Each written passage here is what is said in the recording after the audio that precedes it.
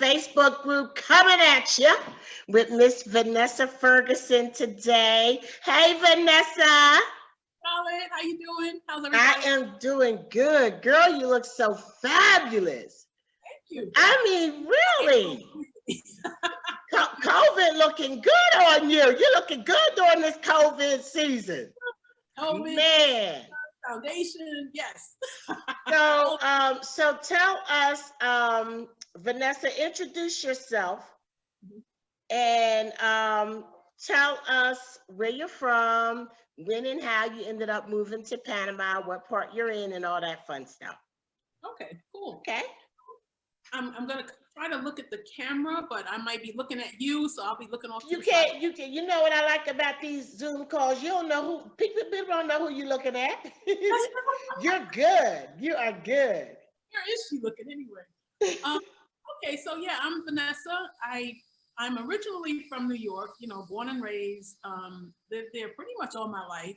And how did I get to Panama? So probably a couple of years ago, I decided that I was tired of working and I was tired of New York and I was tired of the US and I was just tired of everything. I think I had some kind of midlife crisis, like a major, like I'm throwing everything in the garbage. And I call it a midlife awakening. Yes. So I think I'm there too. Yeah, it just gets to a point where it's like, you know what, I need something different. I need completely different, right? Mm-hmm.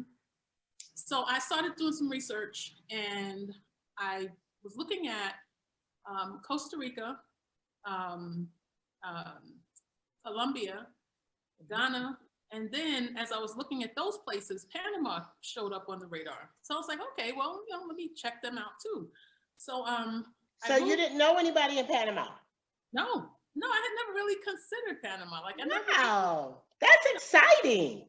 Yeah, other than the canal, I never really thought about Panama, you know. Okay. It was so interesting because I was doing a lot of YouTube research. So I was on this one woman's page. She was talking about the cost of living in Colombia and in Panama. And I was reading the comments, and I happened to see an advertisement, like the woman who runs the Panama relocation tours commented on her video.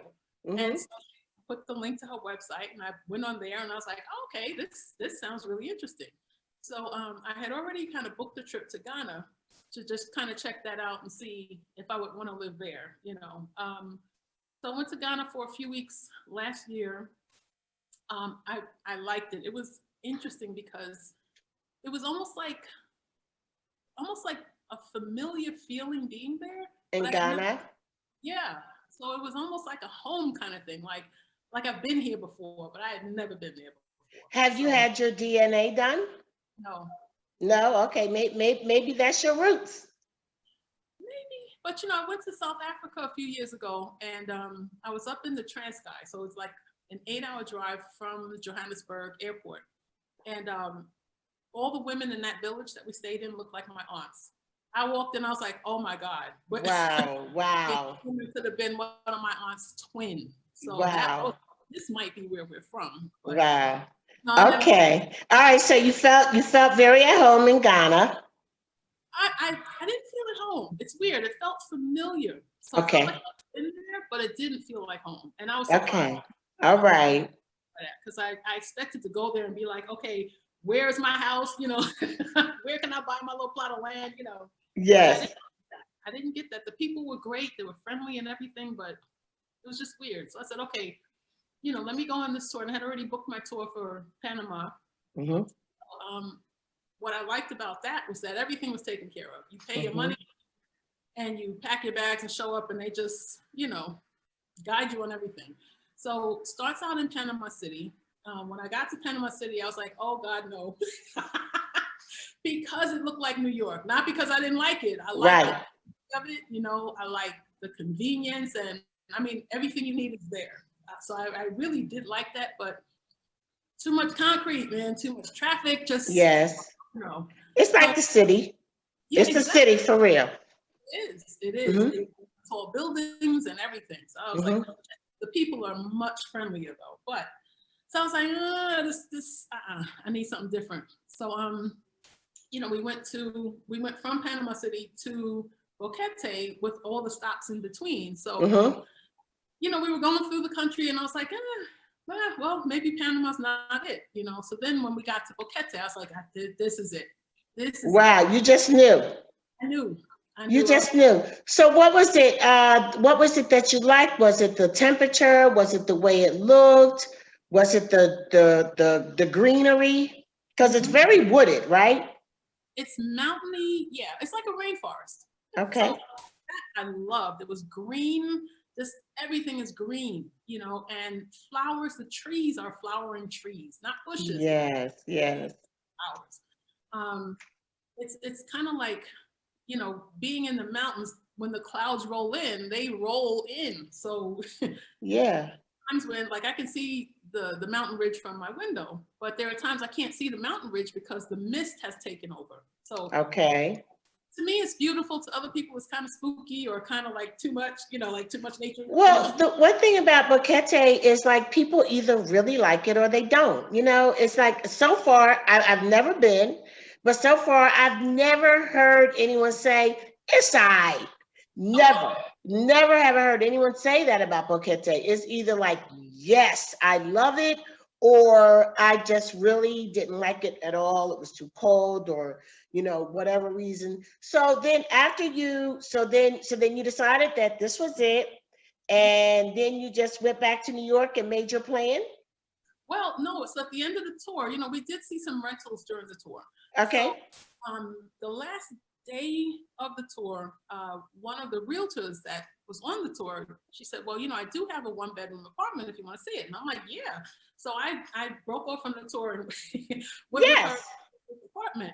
And I didn't like it. I was like, yeah, you know, no. But she said, well, the guy down the hall is moving. So if you want to see his apartment, I'll check with him. If it's okay with him, I'll show it to you. And the apartment I'm in now was the one I saw, and I liked it. It was 2-bedroom, 1 bathroom. I guess I can say online, but it's $600 a month. And okay. Thank you for that. Yeah. I mean, because people want to know, right? Yeah. So it's $600 a month, and that's $600 a month. You like it? Is it a newer building? Is it older? It's a commercial space. So there are commercial properties on the bottom floor, and then the top floor is 4 apartments. Yeah. Oh, okay. So with that $600, does it include your utilities? Everything. Or what does it include? So it includes internet, cable, electricity, trash, gas, water. The only thing I need to buy are my own clothes and my food. And that's it. Your own what in your food? Clothing. Wow. Well, that's a great deal. Yeah. 6 and done. Done. Yeah. That is awesome. Now, do you have, so you said that, so there's the apartments are on top and there's commercial space on the bottom. Is there an elevator or do you have to take the steps? Just one, well, like a 2 flights of stairs, but not huge flights. It's not oppressive. No. That's and it's good. landing, so you can stop and rest if you needed to. And that's one thing, like when I first moved here, I had to stop and rest on that landing because I wasn't steps. I had an elevator in my building. But you bet you're in better shape now, right? Yeah. You got used to it. So I can remember you saying that you like to have coffee at this coffee shop. And matter of fact, I think you took some really pretty pictures. Looking down. I think you were taking pictures from a coffee shop. So I take pictures everywhere. So okay. Wherever I go, I'm like snapping pictures. But it just looked very peaceful to me. Yeah. It looks very peaceful. So now that was that a year ago? Yeah. So this was so I took the tour from September to October last year. Since I had already quit my job, I said, well, let me go try it. Let me see if I actually can live there. So I rented the apartment, you know, signed the lease, a 6-month lease. I came back November 15th. So I went back to New York, packed up a few bags for a few months, came back in November, and I stayed until March. So when I came back, I started the residency process because I was like, okay, even if I don't love it, it may be good to have a backup plan in case things go south in the US. So, Right. okay, so you actually rented your apartment that first time that you went. Yes. The first time that you went. So was it hard as a non-resident, as a foreigner to get into that lease? No, not at all, because Boquete has a lot of snowbirds. So a lot of people come here for the winter in the US, and then they go back home when it starts to get warm again. So Mm-hmm. you get a lot of people with 6-month leases, 3-month leases, Yes, some even yes. have month-to-month. And the prices of leases are all over the map. You can get something for, if you look around a lot and you talk to enough people, you can get a nice 1-bedroom casita, like a little house, for $350, $400 a month. Wow. Right? Yeah. If you're willing to look around, Right. if you want to be And in I like, would assume that would be a little further away from things yeah, a little at further. that price. Yeah, you can get a bus though. Like you can get to the main road and get a bus into town and do your shopping. And then there's little fruit and vegetable stands all over the place. So, and then a lot of the farmers will just load up their trucks and they'll drive around neighborhoods. So a lot of people get their veggies from the truck as they drive Oh, by. that's awesome. Yeah. So thinking about speaking of your neighbors, what would you say that your neighbors and your neighborhood is like with regard to the kinds of neighbors that you have, the diversity of the neighbors, and just in general? So I live right in town. So being a single woman, I was like, okay, I don't know the language, I don't know the culture. I'm really coming to try this out. I want to be in the middle of everything. I don't want to be Yes. far away from anything. So right in town, my immediate neighbors, all the neighbors in the building are American and Canadian. Mm. So All of them. well, it's only 4 of us. So Oh, okay. So it's a quad. yeah. Okay, okay. And so everybody is American or Canadian Yeah. So 3 of in us your are, building. yeah, 3 are American, 1 is Canadian. Right across the street, the house across the street, the neighbors are Panamanian. Actually, all the houses around me are, Panamanians? by Panamanian people. Yeah. Mm-hmm. And in the little town, like I'm in Bajo Boquete, like right in town, Mm-hmm. it's really, it's diverse. Maybe not so much with Black Americans, Mm-hmm. but there's some of pretty much everybody here. So you have a lot of Panamanians here. You have a lot of Americans here, Canadians, South Africans, Germans, So there's a little bit of everybody. So what are you finding as far as now, one of the things that people, I'm sorry, I said what'd you say? Londoners, people from the UK. Okay. So you have a lot of English speaking people. Yes, and that's a problem for me because now I'm lazy and I haven't been doing my Spanish like I should. Yeah. And do the Panamanians, do you find that, and that's another thing that I hear all the time about Boquete, is that, there are so many foreigners that speak English that they feel like the natives or the Panamanian community feels like they have to know English. Do you think that? I don't think they have to know English because there are a lot of Panamanians here in town who don't speak a lot of English. So Mm-hmm. I like that because it forces me to practice my Spanish. Yes. So we bond over over my broken Spanish and their broken English. And yes, yes. That's how it is. That's how it is. But you said this, and I wasn't going to bring it up, but that you're a single woman, and I think that's a very good point to make for people that are watching this, because that is courageous. You left. First of all, you left New York City, New York. And when you saw Panama City, you was like, nah, I'm not leaving New York to go to New York.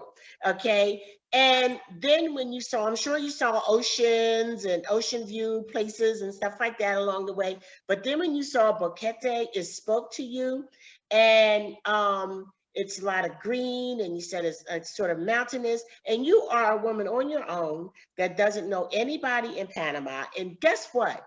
you're very courageous because Panama is Spanish. They speak Spanish. And so I just want to encourage other single sisters, that get to that point in their life where they feel like they, because some people would just sit stuck thinking that this is just something I'm gonna have to dream about all my life until, a group goes or something like that. So tell me how that has been. So actually, there are a lot of single women here. A Really? lot. Every color, yeah, yeah. And it's so like everybody here, not everybody, 98% of the people here are like just cool people, So it's easy to meet people, of course, easier pre-pandemic, Yeah. But there are some places that I hang out that are mostly American, mostly American owned, American food. I've met a lot of people here. I mean, people that I've met here in Boquete, I met at those kinds of places. And then I've met a lot of Panamanians just, walking around the street, talking to people and kind of Facebook, they reach out on Facebook and stuff like that. But there's a lot of single women here. So, and they don't all live in town. They live further out. I don't know when they moved out that way, but yeah. So, it seems to be kind of quiet, but yeah, we're here. As a matter of fact, maybe I shouldn't say this, but What? I was talking to one single woman, and we were kind of moaning about the fact that there are so many women. The competition is fierce. And, it's just like, if it happens, it happens. Right. If it's meant to be, it will be. So, okay, so now speak to that single woman. See, I'm not that courageous. And, I admire you so much because my husband is Panamanian. And of course, he's bilingual and I am spoiled, because I will try with Spanish, but when it gets too hard, or if I feel like somebody is getting impatient with me, I'd be like, Alfredo, Alfredo, or sometimes I used to be so intimidated, I wouldn't answer the phone. Okay. And then I got to the point where I wouldn't say hola to people, because if you say hola, they're going to think you can carry out some more conversation. And that's just about where I was. Hola, buenas noches, those kind of things. So I would not have been courageous enough to do that.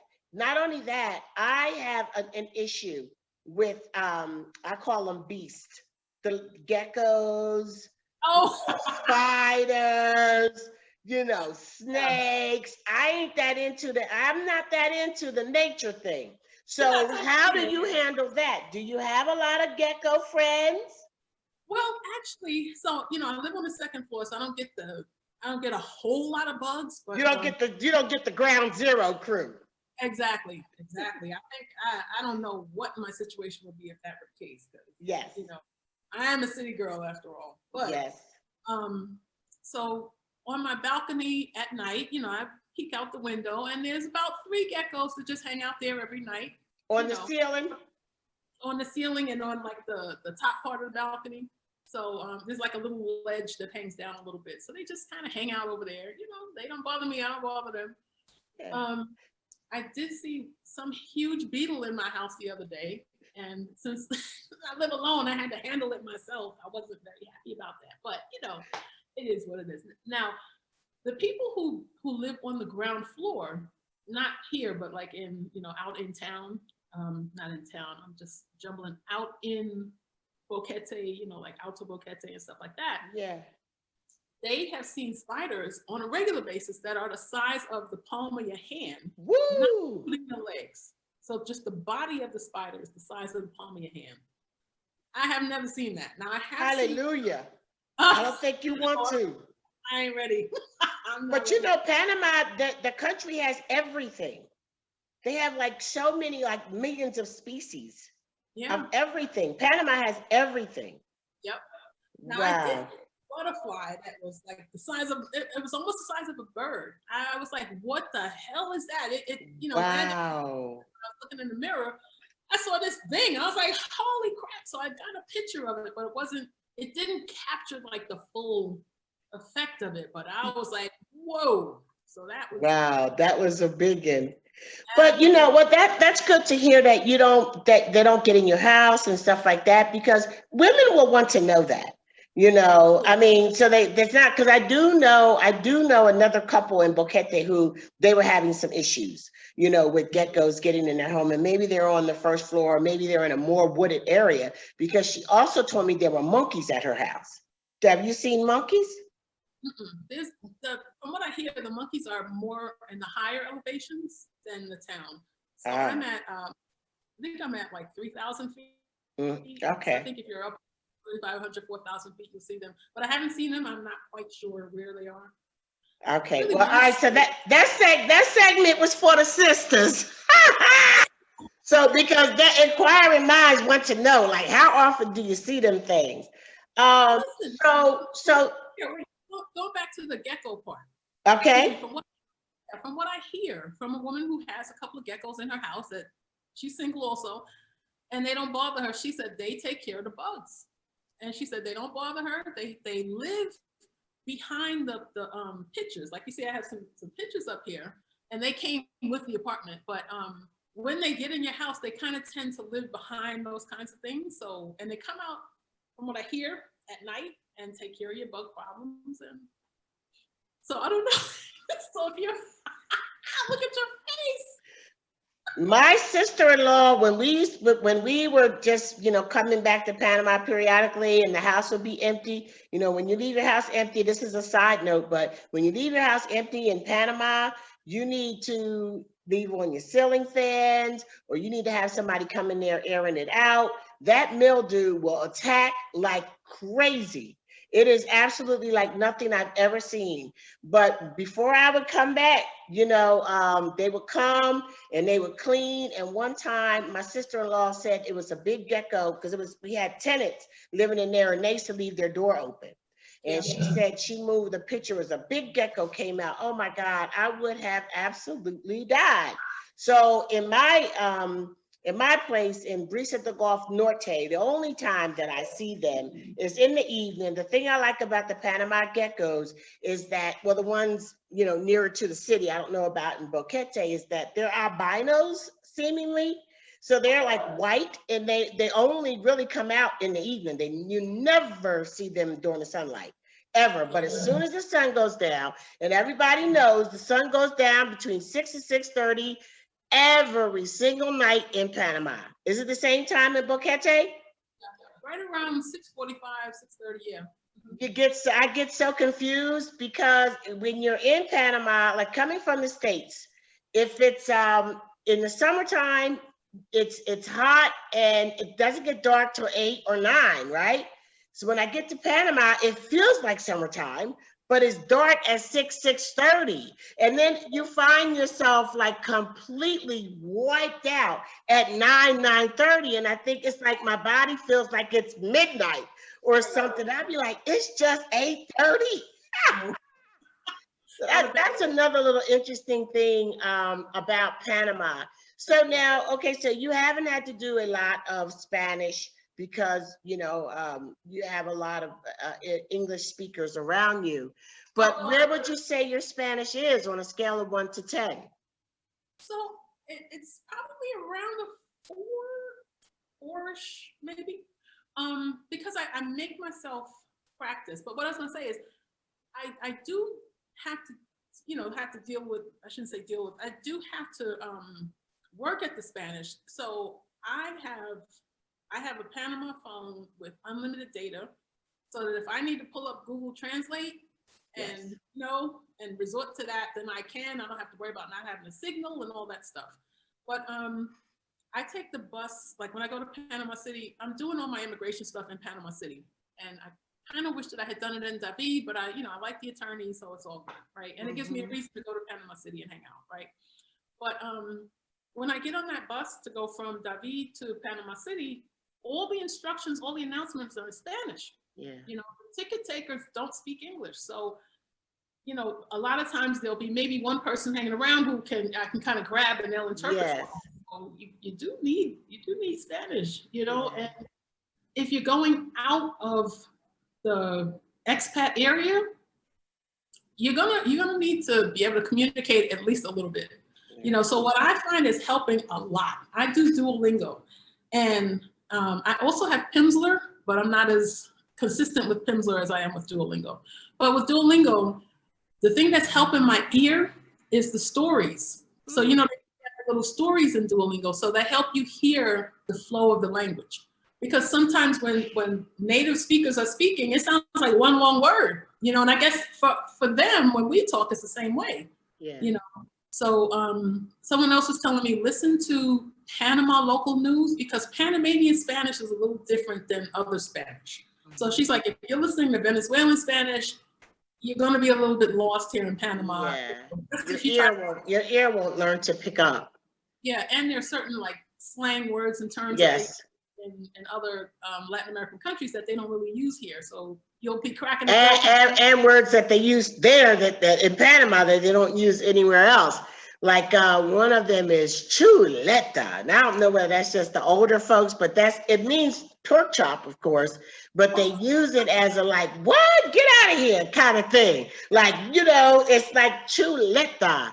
And I guess maybe it's like Al's older crowd, but it's very, very common. If you ever hear somebody say chuleta and pork chop is just not making any sense, they just like saying, what? You know, wow, you know, kind of thing. So you didn't answer my question though, on a scale of 1 to 10. Yeah, I said it's about a 4. Oh, so I'm sorry. I missed that part. So you're about a 4. Okay, all right. So now, what is your opinion about medical treatment if you've had to have any in Boquete? Yeah, so I did have to have medical treatment. I was here from the first time from November to March, right? And then I went back to New York, got stuck there with the pandemic, and then came back in July permanently. So in December, like Christmas weekend, 3 of us went to Bocas del Toro, to the beach. Beautiful, beautiful, beautiful, but it's all water, like connected islands and stuff. So when you go there, be prepared to climb down off the dock into the boat. Off the dock and into the boat. Yeah, okay. Into the little boat and then climb up out of the boat onto the dock, right? Okay. Little knees together or something, because that was a surprise for me. And okay. I was like, oh, you said note to self, right? Yes. Okay, so we just lost electricity, or no, I think my ring light just died. Okay. Oh, I saw the light dimmed. Yeah, I'm like, what the heck? Okay, so anyway, I'm in the dark for my ring light, but well, maybe the electricity did go out because was your computer powering it? No, just regular. I think the light. It was one of these little cheapy things. So okay, it's not too bad. And the ceiling fan is still on, so the light is. Oh, okay. Let's see if I can improvise. Now it looks like I'm in a horror movie, right? This is my cell phone. Oh, that's good. Okay, it's in the front. Yeah, that's good light though. Look at you. Oh my goodness. We got MacGyver. Tech thing going here. Let me tell you what I did. So I took the phone flashlight. Yes. Turned it on, turned the phone. Wow. And then just hook it up. Perfect. And now you got ring light. Woohoo! Yes, that I have to keep that in mind, Vanessa. Okay, so I don't want to go too long, but I want you to tell me about this medical situation. Yes. Oh, so went to Bocas del Toro. I was sitting on the dock, right, just enjoying the view and the breeze and the water and all that stuff, and fine, just chilling, drinking my little drink and everything. So when I got up, the whole back of my legs had been eaten by them little sandflies. Wow. And I didn't feel a thing. So we had driven there. By the time we got back to Boquete, we were only there for 3 days. By the time we got back to Boquete, both my legs were swollen, and these things had gotten pus heads and all kinds. Oh, they got infected. Yeah. So I went straight to the doctor, and you know he treated me. The visit was $12, right? And you know, I had a couple of other things I wanted to ask him. He answered all my questions. Now at home, I would have had to make 2 or 3 separate appointments for each, you know, a different appointment for each question that I had about the health. Well, that's a different thing. Well, that's a different thing. So So the visit was $12, and I think the creams, he gave me an antibiotic cream and a pill antibiotic, and I think I paid maybe $40 for both. Wow. So, but you try to figure out, how is it that I pay more for that to get my nails done in Panama? Well, my copay was probably $40. But And even that, in, I'm saying in Panama, oh, how okay. is it, you know what I'm saying? Because I got sick and had to go to urgent care too. And between seeing the doctor, the real doctor, not the play doctor, the MD, right? Yeah. Seeing the doctor in Panama, getting the prescriptions and everything, I want to say it was way less than $50. Yeah.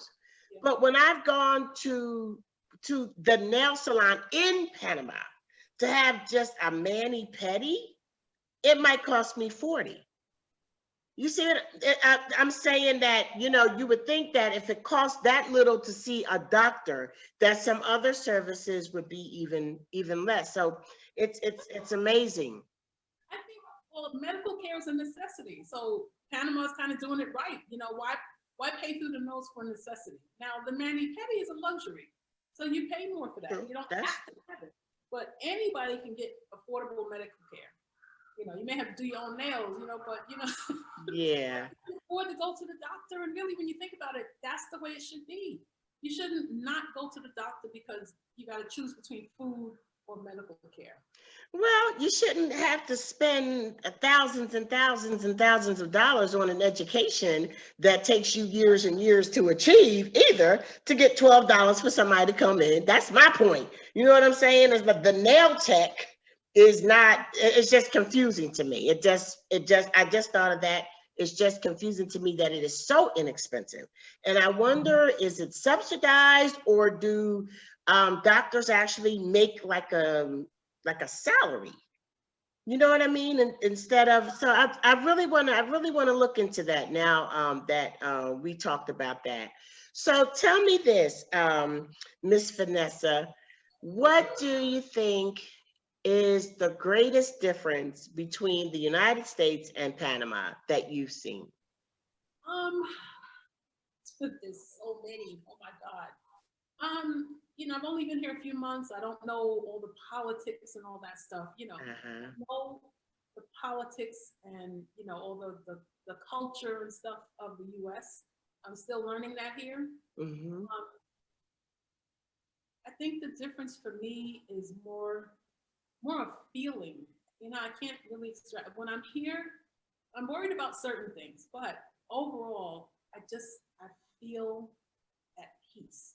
Like, I feel like I can relax. I don't worry about getting killed by a cop just because I'm Black. You know what I mean? I mean, just to put it out there like that. It is what it is, right? Yeah, you know, the cops are, they're very cute, they're very flirtatious. No, I shouldn't say that. But they're friendly, you know, they're really friendly. I mean, not extremely, but, you know, yes, answer a question if you have one. And they, you know, I don't fear for my life here for no reason at all. You know what I mean? The people here are friendlier. Even the expats are, I think, a little more mellow than they are at home. So things are cheaper here. You know, the food is cheaper. The veggies and stuff are fresher. You know, I saw. The food tastes completely different. Taste. It actually has flavor. I'm addicted to pork chops in Panama. But I did see. There's a supermarket on the corner of my block, and they had a meat delivery. Oh, now I'm getting something that my internet connection is unstable. You're good. Okay. So I was looking out of the window, and they were getting a meat delivery, and it was actual animal carcasses in this truck. Oh my God. I was like, hey, I'm about ready to become a vegetarian after seeing that. But yeah, up close and personal. Huge meat carcasses. Wow. Throwing these meat carcasses on their shoulder and bringing them into the market to be, like, you know, cut up and sold. Yes. That was horrendous. Interesting that you said that it's a feeling. Because I sleep better in Panama. You know, when I'm in Panama, I sleep so good. It's like my whole body relaxes in a different way when I'm in Panama. And I haven't been there since March, and I'm telling you, I'm tight. It's time to get back. So, but before we go, one more thing I'm going to ask you. First of all, I gotta talk about your hair. Vanessa has sister locks, everybody, and she does an amazing job on her own. But when I'm around and I can help her, I am her Panamanian sister locks consultant at Locks Forever and Brisa de Golf Norte. Shameless plug. And I'm telling you, I appreciate the compliment, but I am not doing a good job. Under here. Your hair looks, well, I can't wait to see you. Well, listen, now you done put all your business in the street. Look at that. You had it looking like it was all together. But your hair is beautiful. Great. Your hair is beautiful. And it's a good hair it's a good hair system to have in Panama because of the humidity. Well, it might be a little different in Boquete, but between the rain and the humidity, I just think that I always thought that, you know, every Black woman in Panama needs sister locks. And it's my mission to make sure that a lot of us have them. Yeah. And let me ask you this. You know, this group that we're talking to are people who are thinking about going to Panama, and most of them are Black expats. What is there any piece of advice that you would give them in transitioning from, say, these, not all of them are from the United States, but just say to Panama? I don't know. I would say if you just learn how to relax, you know, because like I said, it's been over a year and I'm still in this mindset of go, go, go, you know, like New York, do, you gotta be, you know, you gotta be worried about something, you know what I mean? And you don't have anything to worry about, like create something to worry about. What's wrong with you? You can't be You're lazy. You're not worrying about nothing. But I would say just like learn the whole like theme is tranquilo. You know, when you're all hyper and talking to people, they're like tranquilo, you know, and they don't rush. So if you have an appointment at a certain time, they may or may not get there. They may get there 20 minutes late. They may get there an hour late. Mm-hmm. Screaming and carrying on and all that stuff we did at home, it's not going to help. It's not going to change it. And don't even phase them. Don't phase them. And you know the best thing you could do is find somebody else and hope that they come a little, you know, come a little earlier. Yeah, but you know, I would say people are people, right? So you're going to run into the same types of people you did at home, right? Ignore them. You know, the ones who are just not worth your time and energy, who are bringing that nastiness with them, ignore them. Get away from them. Don't give them any of your energy. There's too many other people here who are interested in a whole new lifestyle. Yes. Focus on those people. Focus on those places. You walk in places and you get that look like, you know, what are you doing here? Mm-hmm. Turn around, take your money someplace else. I'm not sweating any of that crap anymore. So yes. Tranquilo. I'm with you. And that is good advice no matter where you are. Yeah. It is good advice. So, but listen, it has been great chatting with you. Thank you for all that candid information. You know, it's like talking to different people. Everybody has a different perspective. They got a different story. And if for those people who are just interested in learning more and doing this whole Panama thing, it's just like they feed on it. They are so excited by hearing real stories. And so I thank you for sharing your story with us. And I will talk to you in a bit. This is Charlotte Van Horn with Black Expats in Panama. You can join our Facebook group, Black Expats in Panama. And you can also subscribe to my universal channel, YouTube channel, Locks Forever. I haven't broken it up yet, so you may see stuff about hair, and you may see stuff about Panama, and you may see stuff about small business. So I'm just every woman. What can I say? So anyway, I'll talk to you later. And thank you, Vanessa. All right, I'll talk to you soon. Darling. Bye-bye.